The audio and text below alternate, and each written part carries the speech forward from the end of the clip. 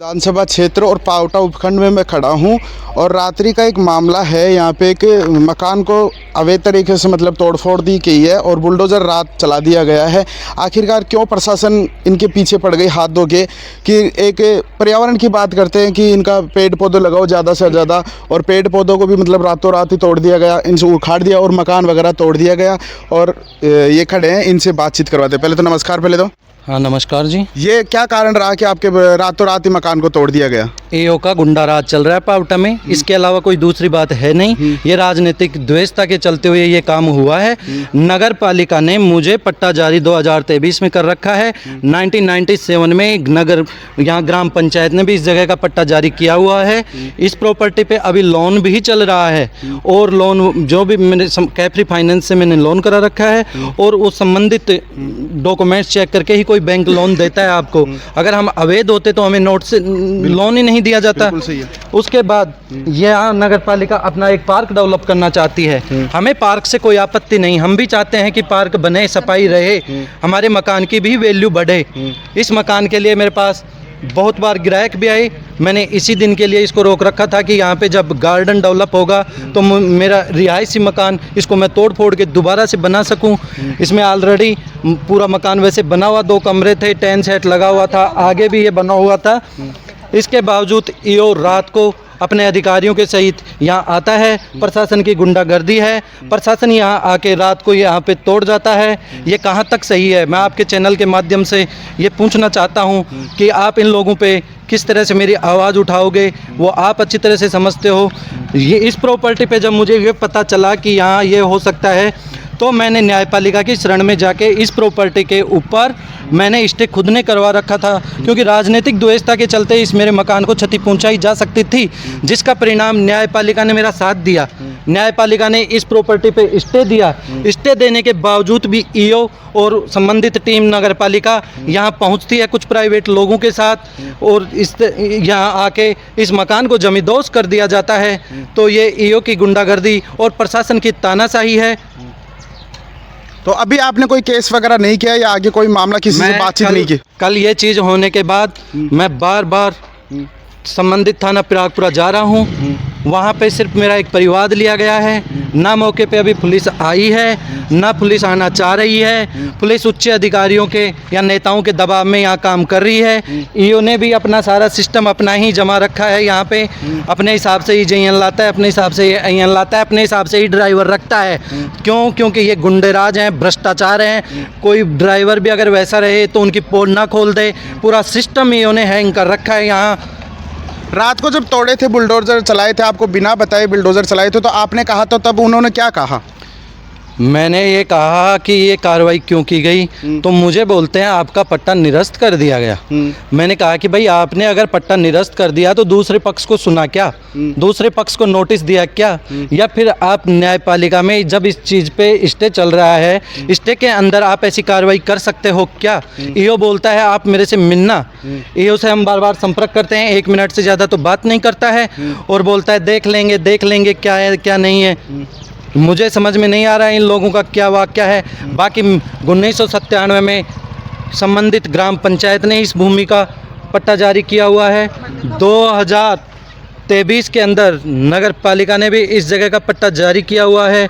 इसी बेस के ऊपर MGM कोर्ट पावटा ने मुझे स्टे दे रखा है। इस मकान को यथास्थिति बनाने के आदेश हैं। वो आदेश मैं आपको दिखा देता हूँ। इन्होंने लिखा है न्यायालय महोदय ने कि समस्त तथ्यों और परिस्थितियों को देखते हुए जवाब TI पेश होने पर अपराधीकरण को पाबंद किया जाता है कि वे विवादित स्थल के बाबत मौके यथास्थिति बनाए रखें। जबकि इस आदेश को भी नहीं माना जाता है तो यहाँ इन लोगों को इतनी ताकत कहाँ से मिल गई कि न्यायालय की ही धज्जियाँ उड़ाई जा रही है। न्यायपालिका को ही न्यायपालिका नहीं समझा जा रहा है। आखिर पीड़ित जाए तो कहाँ जाए? न्यायपालिका में भी जाते हैं तो उनके जो निर्णय है उनकी धज्जियाँ उड़ा दी जाती है। उसका जीता जागता परिणाम आपके सामने है, आप इस चीज़ को देख सकते हैं। अब आप किसका सहारा लोगे?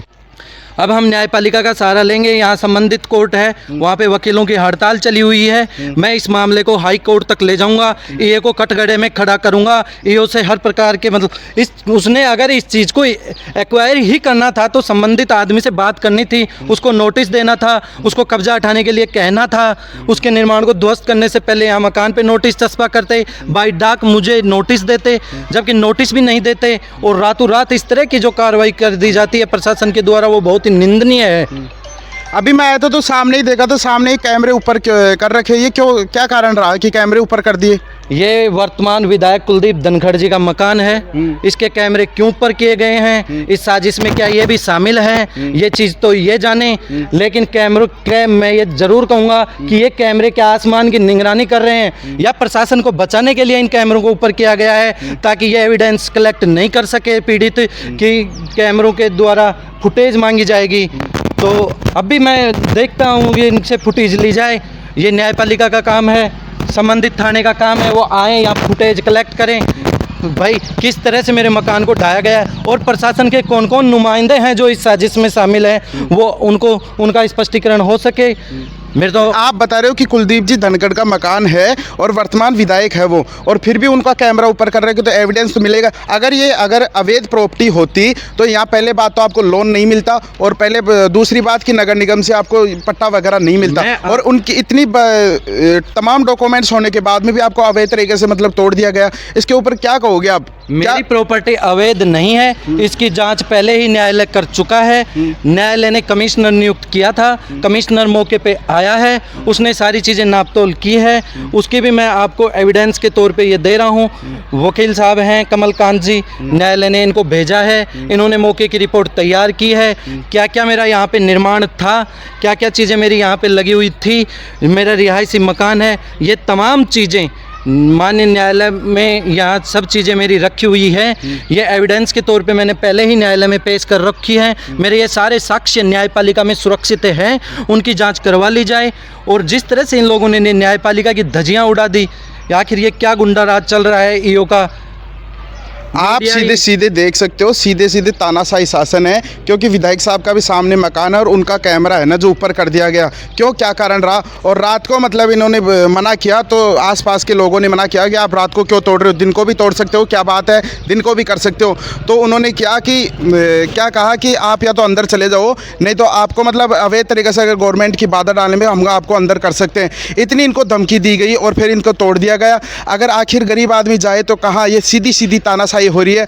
आप इसको ज़्यादा से ज़्यादा शेयर करो, क्योंकि भाई साहब को न्याय मिल जाए। और आप देख सकते हो कि कैसे पेड़ पौधे टूट रहे हैं और कितनी मतलब 20-25 लाख की प्रॉपर्टी को ऐसे ही तोड़ दिया। और आप देख सकते हो रातों रात ही तोड़ दें। और भाई साहब क्या कह रहे हैं, उनसे बात भी करवाते हैं। मेरा ये रिहायशी मकान था, कम से कम मेरे 20 लाख रुपए का सामान था, जेवरात थे, घर का सामान था, अनाज था, इन चीज़ों का भी मुझे नुकसान हुआ है। तो वो मिल गई क्या वो चीज़ें? वो कोई चीज़ मुझे मौके पे नहीं मिली है। वो कहाँ गई फिर? ईओ ले गया या फिर जेसीपी वाले ले गए, ये तो पुलिस का काम है ना, पुलिस मौके पे ही नहीं आ रही है तो मैं क्या बताऊँ इन चीज़ों का। लेकिन मुझे भारी नुकसान हुआ है, मेरा मकान रिहायशी है, इस चीज़ के लिए मुझे एविडेंस देने की ज़रूरत नहीं है। माननीय न्यायालय में ये सारे साक्ष्य हैं एकत्रित। इस मकान में मेरा रेजिडेंस है, यहाँ पे जो कमिश्नर मौका आया है उन सबको ये पता है कि ये रिहायशी मकान है। उसके बावजूद इस तरह की चोरी कर ले गई, ईओ ले गया है या प्राइवेट लोगों के द्वारा ये चीज़ की गई है, ये तो पुलिस का काम है, पुलिस मौके पे आ ही नहीं रही है। तो वो चीज़ देख के मेरे को न्याय दिया जाए। और मेरा जिस तरह से इस बिल्डिंग का नुकसान किया गया है, मुझे पहले सूचित करते, नोटिस देते। क्या बिना नोटिस दिए इस तरह की कार्रवाई करना उचित है?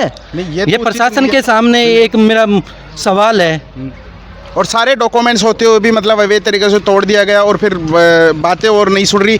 इस भाई को अगर न्यूज़ शेयर करो ज़्यादा से ज़्यादा कि भाई को न्याय मिले। आप देख सकते हो, ये देखो सामने कितना क्या, ये पेड़ भी टूट रहे हैं, गेट वगैरह टूट रहे हैं, सारे को तोड़ दिया गया। और ये बता रहे हैं कि मतलब जो मेरे जेवरात वगैरह जो भी थे वो कुछ भी नहीं मिले। क्या कारण रहा कि आखिरकार ये है? आप देख रहे हो A to Z news media और मैं हूँ निहाल सिंह भार्गव। धन्यवाद।